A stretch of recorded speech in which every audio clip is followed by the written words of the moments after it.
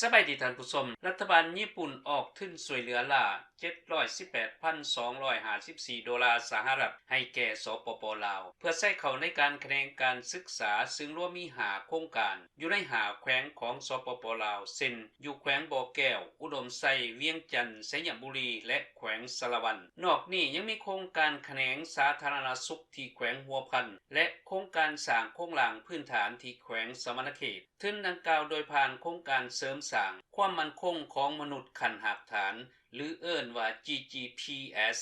สำหรับหาโครงการแขนงศึกษาประกอบมีการก่อสร้างสิ่งอำนวยความสะดวกให้โรงเรียนมัธยมต้นเวียงพัฒนาแขวงบ่อแก้วโรงเรียนมัธยมต้นผู้อ่อนแขวงอุดมไซโรงเรียนมัธยมสมบูรณ์ผาขาวแขวงเวียงจันทน์โรงเรียนอนุบาลและประถมสมสวรรค์แขวงสยบุรีโรงเรียนมัธยมต้นดินดากแขวงสะระวันในบรรดาโรงเรียนเหล่านี้แม่นสภาพสุดโทรมโครงการพัฒนาจะให้ดีขึ้นจะเพิ่มครูอาจารย์สอนปรับปรุงสภาพสิ่งแวดล้อมของโรงเรียนส่วนห้องหมอที่อยู่ในโครงการก็จะปรับปรุงให้สภาพดีขึ้นเพิ่มห้องคนเจ็บและจะประกอบอุปกรณ์การแพทย์ให้หลายขึ้นการก่อสร้างพื้นฐานโครงหลังซ่อมแปลงเส้นทางขัวข้ามน้ำเพื่อสะดวกในการไปมาหาสู่ของชาวบ้านการขนส่งสินค้าและการบริการให้ดีพิธีเซ็นสัญญารับการช่วยเหลือได้จัดขึ้นในเมื่อวันที่31มังกรปี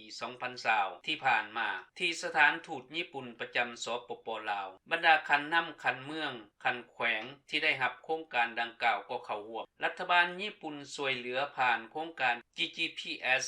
ช่วยเหลือด้านการศึกษาในสปป.ลาว300กว่าโครงการด้านสาธารณสุข100โครงการและ40โครงการสร้างพื้นฐานโครงหลังท่านอุปทูตญี่ปุ่นประจำลาวกล่าวว่ารัฐบาลญี่ปุ่นจะดำเนินช่วยเหลือเขาในบรรดาโครงการเหล่านี้อีกต่อไป